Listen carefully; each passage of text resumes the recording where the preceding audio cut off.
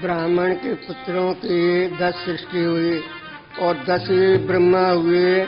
सो मन के फुरने से ही उपज कर मन के फुरने में स्थित हुए।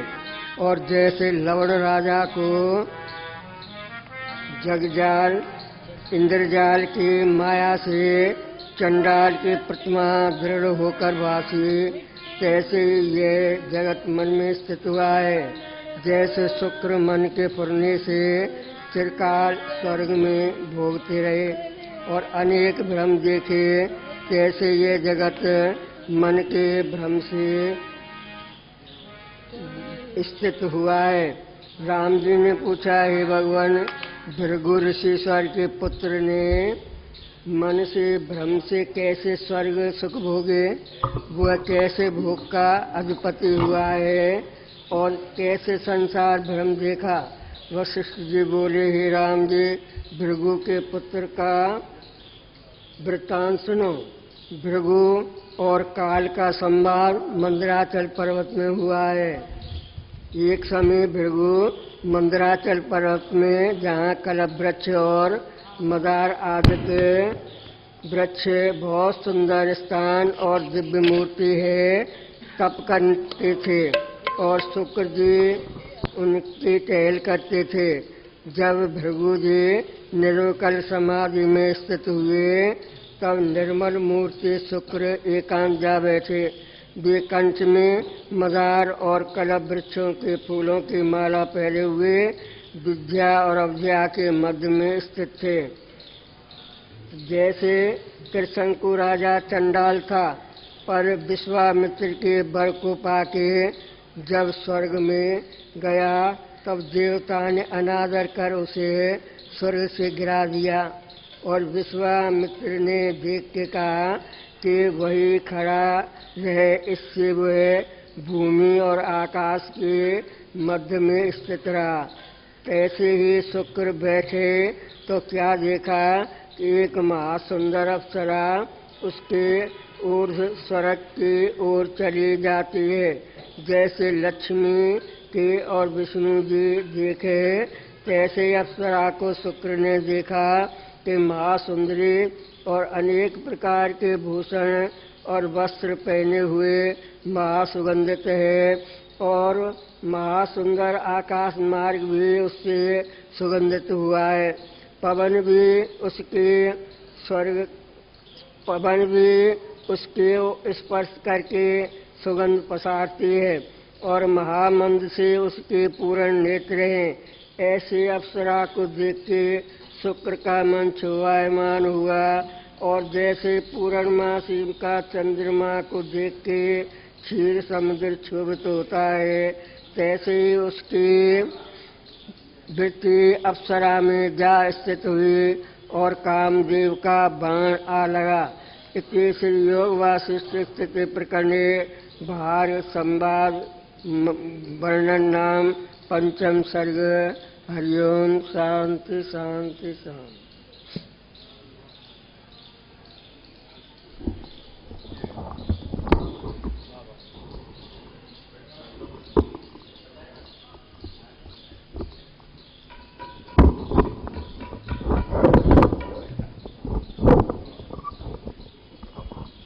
पीछे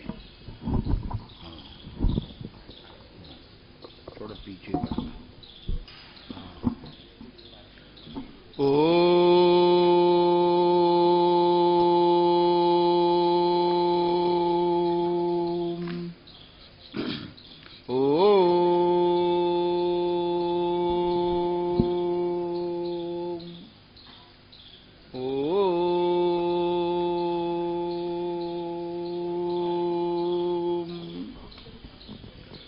चूडोत्तंसितचारुचन्द्रकलिका चञ्जच्छिखा भास्वरो लीलाधक्तविलोलकामशलभा श्रेयोदशाग्रे स्फुरन् अन्तःस्फूर्जितपारमोहतिमिरा प्राग्भारमुच्चाटयम् चेत सद्मनियोगिनां विजयते ज्ञान प्रदीपो हराम। नमः परस्मै पुरुषाय भूयसे सदुद्भवस्थान निरोधलीलया गृहीत शक्ति स्तुतयाय देहिनां मन्तर्भवायानुबलक्ष्यवात्मनि जलौघमग्ना सचराचराधरा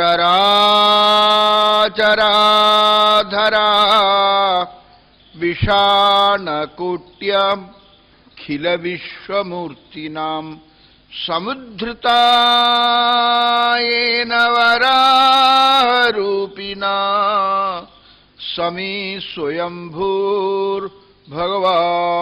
प्रसीदताम्। ॐ नमः परमहंस स्वादित चरणकमलचिन्मकरन्दाय भक्तजनमानस निवासाय श्रीरामचन्द्राय। ॐ सहनाववतु सहनौ भुनक्तु सह वीर्यं करवावहै तेजस्विनावधीतमस्तु मा विद्विषावहै मा विद्विषावहै। ॐ शान्ति शान्ति शान्तिः। गोविंद हरे गोपाल हरे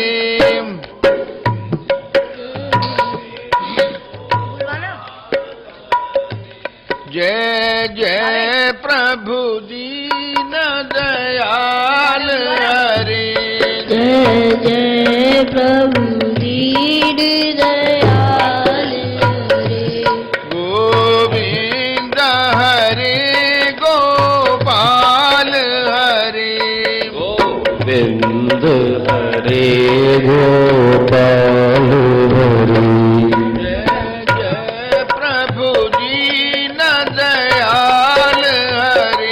जय जय प्रभु दीन दयाल हरे घनश्याम हरे नंदलाल हरे घनश्याम हरे नंदलाल हरे जय जय यशोदा के लाल हरे जय जय यशोदा के लाल हरे गोविंद हरे गोपाल हरे गोविंद हरे गोपाल हरे जय जय प्रभु दीन दयाल हरे जय जय प्रभु दीन दयाल हरे जय बोलो यशोदा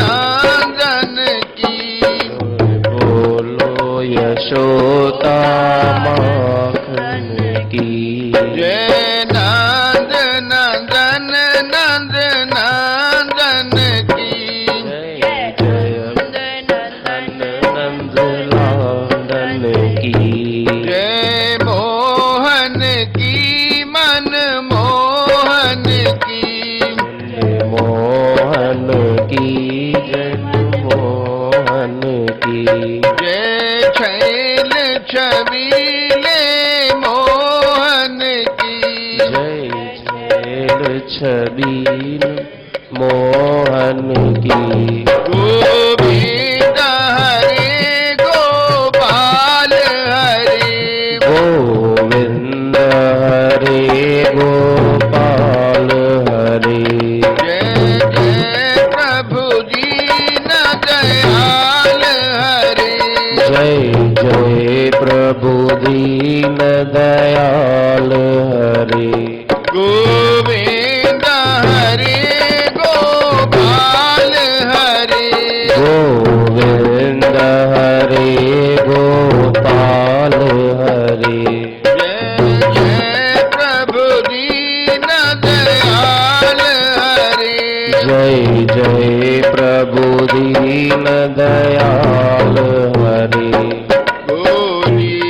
सनातन धर्म की जय।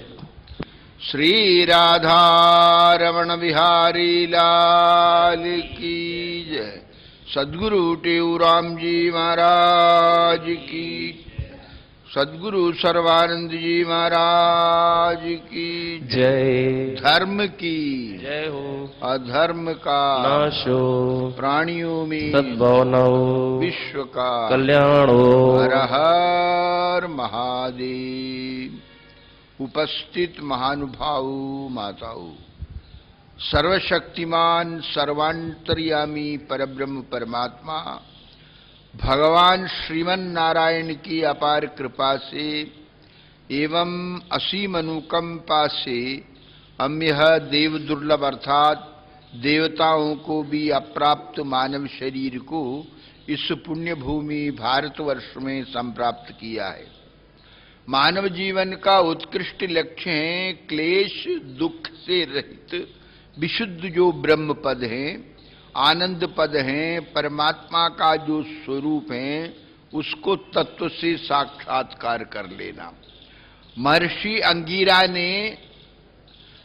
अंगीरा से शौनक ऋषि ने प्रश्न किया, भवानु कस्मिन् विज्ञाते इदं सर्वं विज्ञातम भवति।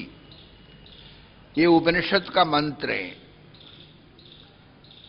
प्रश्न किया गया महर्षि अंगीरा से। 88,000 ऋषियों को वेद पढ़ाते थे शौनक ऋषि। उनके मन में ये संशय हो गया, ऐसे कौन सा तत्व है जिस तत्व को जानने से सब कुछ जाना हुआ होता है?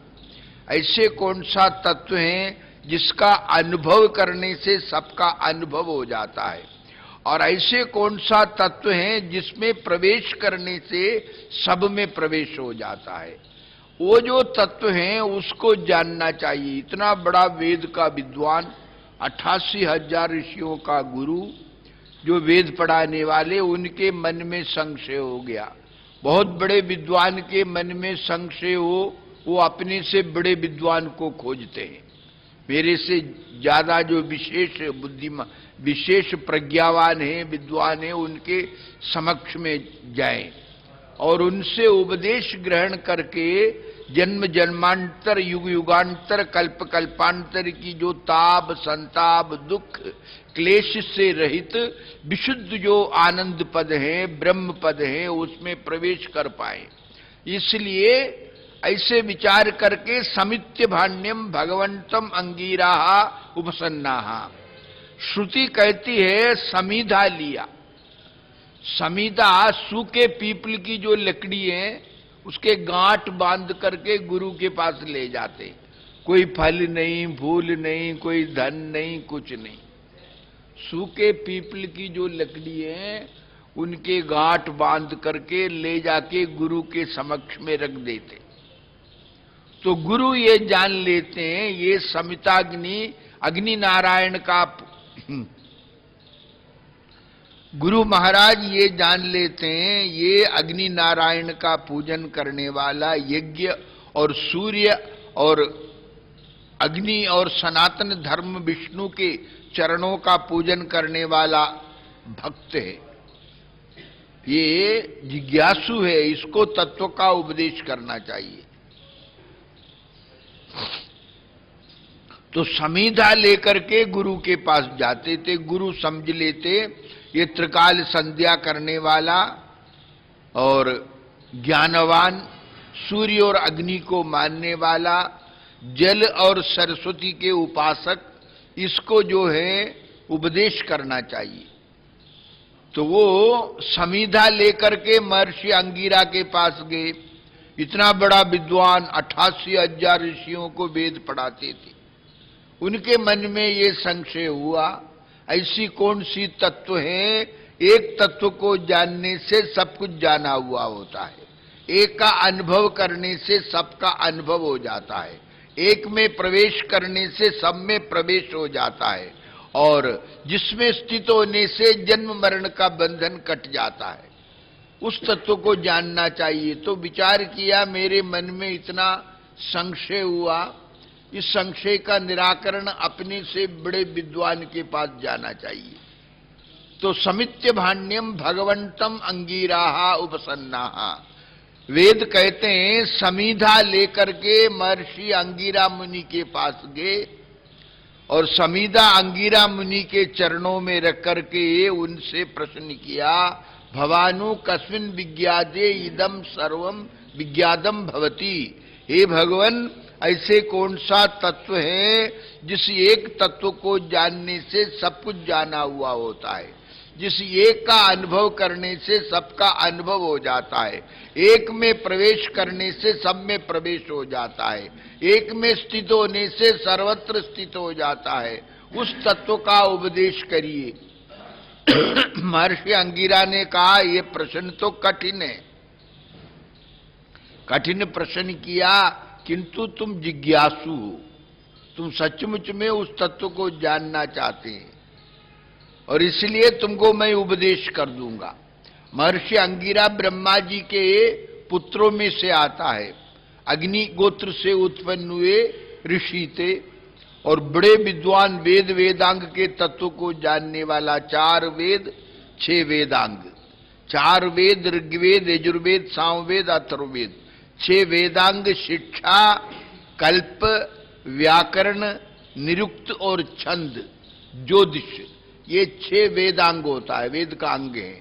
इन दोनों को 4 वेद और 6 वेदांग मिला के 10 हो जाता है, इसको अपराविद्या कहते हैं, इसको अपराविद्या कहते हैं। तो और एक होता है पराविद्या, तद अक्षरम पुरुष अधिगम्यते, जिसमें अविनाशी अक्षर जो प्रणव ओम जो परमात्मा है उसमें जो स्थिति को प्राप्त कर लेते हैं वो पराविद्या है।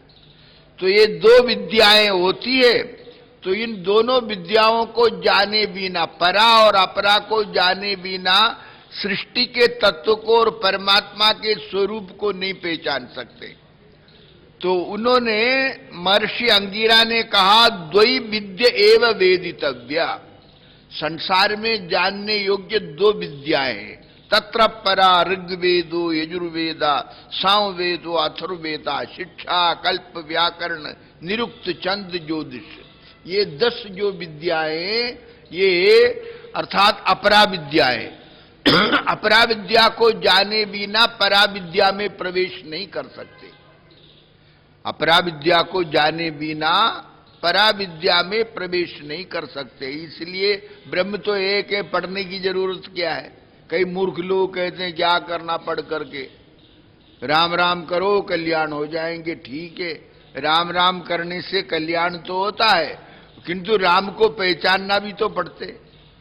राम को हमारे सदगुरु टेऊराम जी महाराज, सदगुरु सर्वानंद जी महाराज राम को पहचाना और सृष्टि को उपदेश किया जिससे जीवों का कल्याण हो जाए। तो ये विद्या अध्ययन करते हैं अज्ञान को नाश करने के लिए।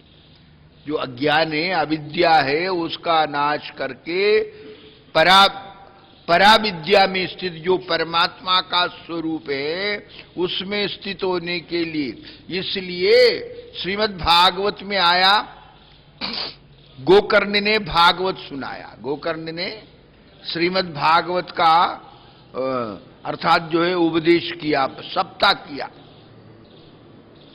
और श्रावण मास में किया। हजारों लोग उसका भागवत सुनने के लिए आए हुए थे और उसमें दुंदुकारी बांस के ऊपर बैठा हुआ था। बांस में 7 घाट हैं, एक एक दिन एक एक घाट पट गया। 7वां दिन वो 7वां घाट पटते ही वो दिव्य रूप धारण किया दुंदुकारी। दुंदुकारी ने पहले गोकर्ण से कहा, गोकर्ण अपने घर में गया, उसको अनुभव हो गया यहां कोई प्रेत आत्मा है। वो बड़े विद्वान थे, प्रेत आत्मा है। तो उसने जल हाथ में लिया, जहां से रोना रुदन की आवाज आ रही थी उस तरफ वो जल की चीटा दिया। तो बोल पड़ा, अहम भ्राता तो धीयोस्मि दुंदुकारीति नामतः स्वकीये नैव दोषेण ब्रह्मत्वं नाशितं मया। ये भागवत के महात्म्य की है। कहते हैं पूछा भाई तू कौन है? कहने लगा मैं आपका छोटा भाई हूं, अपने दुष्कर्म के परिणाम से प्रेत योनि में चले गया। मुंह तो प्रेतों का भी है किंतु जल देख सकते हैं, पी नहीं सकता। भूख लगी तो भोजन सामने कर नहीं सकता, और सर्दी गर्मी लगती है उसका निराकरण बड़ा दुख पा रहा हूं, और मैं आपका छोटा भाई हूं। इस प्रेत योनि से मेरा मोक्ष करा दो, कल्याण करा दो। तो गोकर्ण ने विचार किया किस हेतु से इसका कल्याण होगा, तो सूर्य नारायण का उपासना किया। सूर्य नारायण प्रकट होकर के कहा भाई, उससे कहा भगवान सूर्य नारायण से कहा महाराज आप इनका उद्धार कर दो। बोला मैं क्या उद्धार करूं, तुम ही करो, तुम इसको भागवत सुना दो, तुम विद्वान है, भागवत इसको सुना दो, इसका उद्धार हो जाएंगे। भागवत सुनाना हो ना, भागवत सुनाना है, सुना दो हो जाएंगे उद्धार। तो उसने भागवत का निर्णय किया, अमुक तिथि में श्रावण मास में भागवत करेंगे।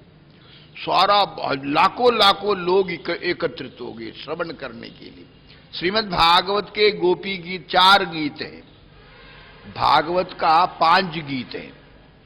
जैसे मानव शरीर में 5 प्राण है, प्राण अपान समान उदान व्यान, ये 5 प्राण है।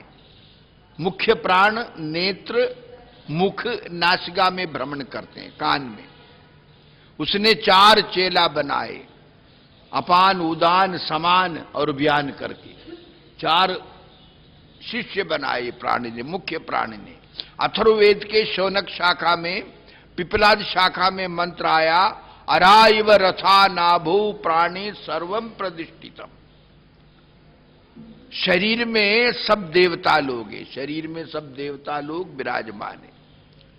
इसमें नेत्र का देवता सूर्य है, मन का देवता चंद्रमा है, मुख का देवता अग्नि है, और हाथ का देवता इंद्र है, चरण का देवता भगवान विष्णु है।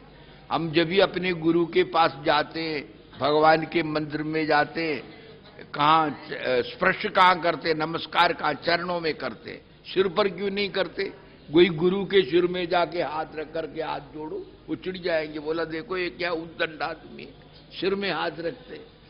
कोई सिर में नहीं रखते, क्या करेंगे? चरण में रखेंगे। ऐसे क्यों? सिर सबसे उत्तम है, क्योंकि चरणों में भगवान विष्णु का निवास है, चरणों में भगवान विष्णु का निवास है, इसलिए चरण वंदना करते हैं। गुरु का भी चरण वंदना, माता पिता का और देवी देवताओं का, सबका चरण वंदना करते हैं। क्यों?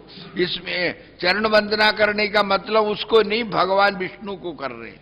जो व्यापक ब्रह्म है वो चरण के अधिष्ठात्र देवता है। तो इस प्रकार जो है चरणों में भगवान विष्णु का, जो शरीर में रहने वाले सब अंगों में देवता है, ये देवता आपस में लड़ने लगे। अथर्ववेद के शौनक शाखा में मंत्र आया, आपस में लड़ने लगे। अथर्ववेद के पिपलाद शाखा में, तो इसमें आपस में देवता लड़ने लगे। एक एक देवता कहने लगे शरीर का अस्तित्व हमारे रहने से है। तो प्राण ने विचार किया ये तो हमको कुछ नहीं मान रहा है, ये अपने अस्तित्व को प्रकट कर रहा है। प्राण शरीर से निकलने लगा। देखो हाथ न होने पर भी आदमी जीवित रह सकते हैं, आंखें न हो जीवित रह सकते हैं, पैर न हो जीवित रह सकते हैं। प्राण निकल जाए तो क्या कहते हैं? हार्ट फेल हो गया। क्या हो गया? हार्ट फेल होने के बाद कोई नहीं रहते। तो प्राण इसमें से निकलने लगा तो सभी नेत्र हाथ पैर सब कांपने लगे। सब देवताओं ने, इन इंद्रियों के अधिष्ठात्र देवताओं ने प्राण की स्तुति करने लगे। अरा इव रथा नाभु प्राणे सर्वम प्रतिष्ठितम। जैसे रथ की नाभि में सब अवयव जुड़े होते हैं, ऐसे ये शरीर रूपी मणियां प्राण रूपी सूत्र से गुथा हुआ है। यदि ये प्राण न रहे, न देख सकते, न सुन सकते, न खा सकते, कोई काम नहीं कर सकते। इसलिए शरीर का राजा कौन है? शरीर का राजा प्राण है, शरीर का राजा प्राण है। सबने प्राण की स्तुति किया, प्राण रुक गया सब जीवित हो गए। तो इसलिए शरीर के अधिष्ठात्र देवता है और इनके सबके होने पर ही प्राण के बिना जीवित नहीं रह सकते। तो मैंने आपको बताया गोकर्ण को भगवान सूर्य नारायण ने कहा इस द्वंद्वकारी को भागवत सुना दे। वो भागवत सुनाया 7 दिन और द्वंद्वकारी को लेने के लिए विमान आए। वो 7वां घाट बांस का पट गया, वो चतुर्भुज रूप धारण करके विमान में जाके बैठा। तो विमान में बैठ गया। गोकर्ण ने कहा ये तो बड़ा अन्याय है, सारे लोगों ने भागवत सुना, सबके लिए विमान आना चाहिए था, सबके लिए आया नहीं, ये द्वंद्वकारी के लिए विमान आया, ऐसे क्यों? ये तो अन्याय हो गया। वो कहने लगा, प्रार्थना करने लगा। तो द्वंद्वकारी को लेने के लिए भगवान के नंदादि पार्षद आए हुए थे विमान के साथ। नंदादि पार्षदों से कहा महाराज ये तो अन्याय है, इनको द्वंद्वकारी को ले जा रहे, बाकियों को तो नहीं ले जा रहे, क्या बात है? वो पार्षद हंसने लग गया, बोला अरे ये श्रवण भेद है, श्रवण भेद के कारण से ऐसे हुआ है। जिस तन्मयता से, जिस स्थिरता से, जिस एकाग्र बुद्धि से इसने श्रवण किया, बाकी लोगों ने ऐसे श्रवण नहीं किया, इसलिए इनको कहा वैकुंठ मिलना है, इनको वैकुंठ। वो द्वंद्वकारी बोलने लगा, संसार कर्दमालेप प्रक्षालन पटीयसी कथा तीर्थे स्थिने चित्ते मुक्ति देवा बुधै स्मृता। श्रीमद् भागवत का श्लोक है महात्म्य का। संसार के कर्दम को, कीचड़ को धोने का यदि कोई उपाय है, कथारूपी तीर्थ में स्नान किए बिना संसार के कर्दम कहते हैं कीचड़ के लिए, संसार के कीचड़ शुद्ध होने वाला नहीं है। संसार कर्दमालेप प्रक्षालन पटीयसी कथा तीर्थे स्थिने चित्ते मुक्ति देवा बुधै स्मृता। संसार के कर्दम को नाश करने का, कीचड़ को नाश करने का कोई उपाय है तो कथारूपी तीर्थ में स्नान करो। कथारूपी तीर्थ में संसार कर्दमालेपा प्रक्षालन पटीयसी, कथारूपी तीर्थ में चित्त एकाग्र हो जाए तो जीव का कल्याण हो जाएंगी और जीव उस ब्रह्म को प्राप्त करके दुख क्लेश से रहित विशुद्ध जो आनंद पद हैं उसको प्राप्त कर सकते हैं। इसलिए मैंने प्रवचन प्रारंभ करते हुए बताया, शौनक ऋषि के मन में ये विचार हुआ कि कौन सी ऐसी भवानु कस्मिन विज्ञादे इदम सर्वम विज्ञातम भवति। अथर्ववेद के पिपला अर्थात जो है पिपलाद शाखा का ये मंत्र है। तो उसमें ये मंत्र में आया, ऐसे कौन सी तत्व है जिस एक तत्व को जानने से सब कुछ जाना हुआ होता है, एक का अनुभव करने से सबका अनुभव हो जाता है और एक में प्रवेश करने से सब में प्रवेश हो जाता है। उस ब्रह्म पद को जानने के लिए आपको बताया द्वै विद्य एव वेदितव्य। अंगिरा मुनि ने शौनक ऋषि से कहा 2 विद्याएं जानने योग्य, एक पराविद्या और अपराविद्या। ये आपको बता दिया। इसलिए पराविद्या तद अक्षरम पुरुष अधिगम्यते, जिसमें अक्षर अविनाशी परमात्मा का स्वरूप का बोध हो जाता है, वो पराविद्या है। अपराविद्या क्या है? ऋग्वेदो यजुर्वेदा सामवेदो अथर्ववेदा शिक्षा कल्प व्याकरण निरुक्त छंद ज्योतिष, ये 10 का नाम अपराविद्या है। दोनों विद्याओं को जाने बिना तत्व को प्राप्त नहीं कर सकते। जैसे कहते हैं ना, हरि कीर्तन किए बिना अंतःकरण शुद्ध नहीं होता, और ये अपराविद्या में है, हरि कीर्तन किए बिना अंतःकरण शुद्ध नहीं होता और अंतःकरण को शुद्ध किए बिना भगवत प्राप्ति नहीं होती। इसलिए ब्रह्म प्राप्त करने के लिए उस अंतर्यामी की उपासना करके अपने परम कल्याण के लिए प्रयत्न करो, आपको शांति मिलेगी। ओम शांति शांति शांति।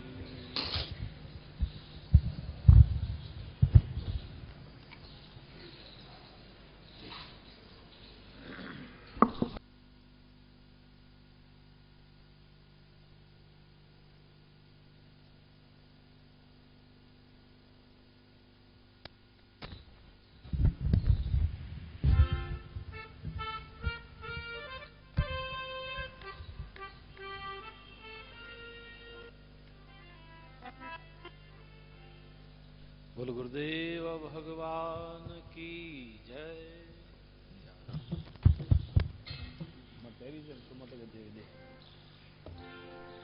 16 शिक्षाएं सुनो सुखदायक है जो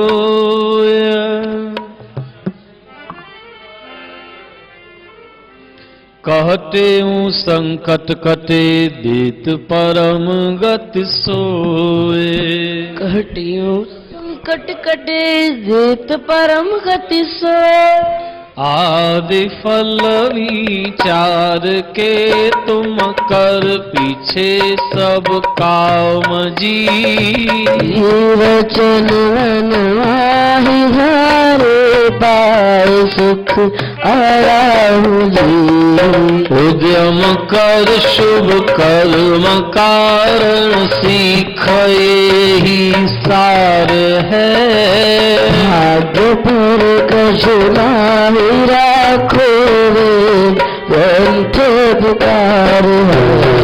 समय का अति कदर करना खोइए न कुसंग में। बच्चे व्यवहार से कर गत सर्व से तुम गुण उठाओ दोष दृष्टि को हरे। अपना जो बहुत है मन में सर्व जीवों से करो तरंद किसकी ना करो। बुरा चाहो किसी का भाव शुभ हृदय भरो। जीव किसको ना दुखाओ दया सब पर कीजिए। व्यापक जान सहुए देश को हर लीजिए। समय जोई गुजर जाए याद ना तुम ताहि कर। आने वाले वक्त की तमन नाही कर। जो बनाए ईश्वर तुम ताहि पर राजी रहो। हरी कहो सदा मुख से कहो। अपने स्वार्थ लिए तुम झूठ ना कब बोलना।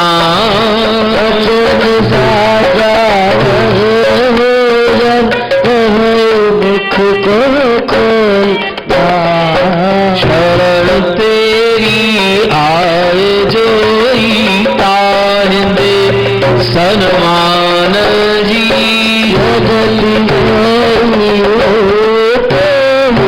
ना करो अपमान जी।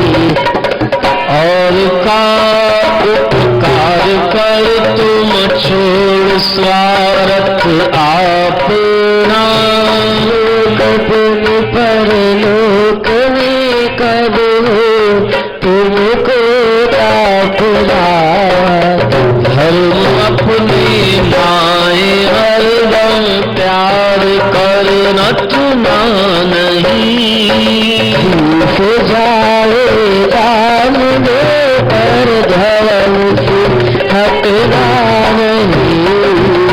मौत अपना याद कर लेते हम भुलाओ ना कभी। राम मन शरण का कट आया धर्मशाला जान जग को जीव सब में मान है। सब सप्र सब सावान वेद गुरु के वचन पर नित तुम करो विश्वास जी। अटल शोभा धार भव कौरवराज आर्य मंत्र ले से जाप जप हर ध्यान को जगत गण घन तो पाए आत्म को। ये शिक्षाएं याद कर मन में पुन विचार, ये शिक्षाएं याद कर मन में पुन विचार। कहते करनी करे भवन उतरो पार, हरि तुम करनी करो भवन उतरो पार। बोल गुरुदेव भगवान की जय। सद्गुरु स्वामी सर्वानंद महाराज की। आज का गुरु महाराज का अमृत वचन है, राम कृपा उसको प्राप्त होती है जो पहले अपने आप पर कृपा करता है। राम कृपा उसको प्राप्त होती है जो पहले अपने आप पर कृपा करता है। बोल गुरुदेव भगवान की जय। जो जन गुरु शरण में बैठ करे अरदास, कहते दास की पूरन करिए आस। दुख सर्वहि दूर हो लगे न जम की त्रास, कार्य हो बनरास। संशय कोई ना रहे, कुल सनातन धर्म की जय। रघुपति राघव राजा राम, पतित पावन सीताराम। रघुपति राघव राजा राम, पतित पावन सीताराम। जय रघुनंदन जय घनश्याम, कृष्ण मुरारी राधे श्याम। जय गुरेन्द्र जय घनश्याम, मुरारी राधे श्याम। अंतर्यामी तेरा नाम जब सुमति देश भरा। अंतर्यामी तेरा नाम जब की दुख दाम। अमरापुर के सुंदर श्याम, सतगुरु स्वामी तेरो राम। अमरापुर के सुंदर श्याम, तेरे सतगुरु स्वामी तेरो राम। ज्ञान गुरुवृंद हरे, सतगुरु सर्वानंद हरे। ज्ञान गुरु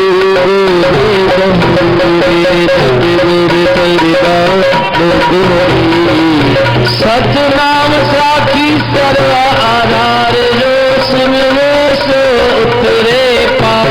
सतनाम साखी सर्व आधार, जो सुनने से उतरे पार। जो सुनने से उतरे पार, सुनने से उतरे पार। साखी से हम सतचित आनंद स्वयं दिल काशी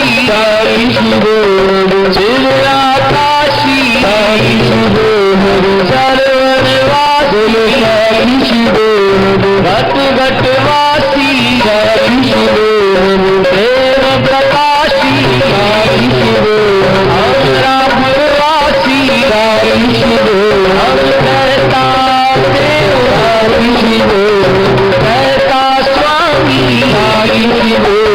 शिवम शिवम राम शिवम शिवम शिवम राम शिवम शिवम शिवम राम शिवम साखी शिवम रागी शिवम रागी शिवम साखी शिवम साखी शिवम रागी शिवम साखी शिवम रागी शिवम साखी शिवम रागी शिवम साखी शिवम रागी शिवम रागी शिवम साखी शिवम।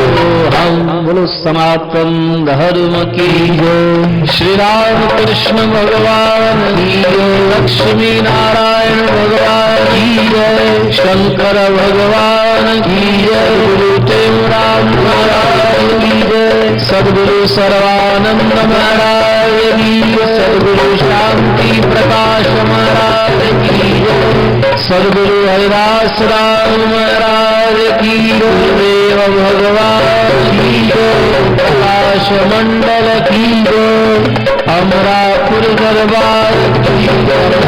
मैया की भारत मंडल की जय। धर्म की जय। धर्म का